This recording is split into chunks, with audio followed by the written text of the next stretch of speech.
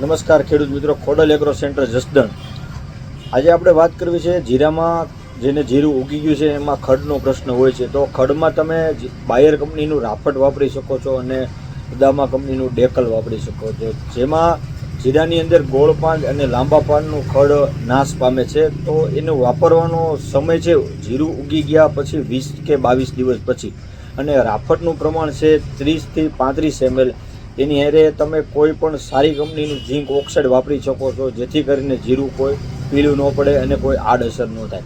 અને બીજું છે અદામા કંપનીનું ડેકલ, એનું પ્રમાણ છે 10 થી 12 ml. તો આવી કંપનીની દવા તમે જીરાની અંદર વાપરીને ખડનાશક તરીકે, નિંદામણ નાશક તરીકે વાપરી શકો છો.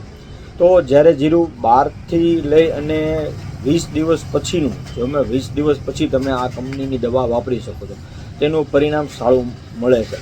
તો ખેડૂત મિત્રોને એવો પ્રશ્ન હતો કે તમે જીરાની અંદર વીઘે કેટલા પંપ ખડની દવા છાંટવા? તો વીઘે તમે 3 પંપ મિનિમમ અને 2.5 પંપ આટલા છાંટીથી તમને જીરાની અંદર નિંદામણનાશકનું સારું પરિણામ મળે છે.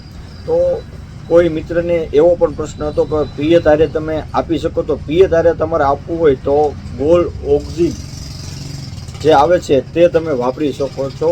એનું પ્રમાણ છે 2.5-3 વીઘે 100 ml જે પીવડાઓમાં તમે વાપરી શકો છો. અને જે કોઈ ખેડૂતને દારૂડી જે હોય છે નિંદામણનાશક જીરાની અંદર, તો એ જ્યારે 2-4 પાંદડે હોય, નાની હોય, ત્યારે તમે ગોલ છે એ 2.5-3 વીઘે 100 ml પાઈ દો તો તમારે એમાં ખૂબ જ સારું પરિણામ મળે છે. થેન્ક યુ, આભાર.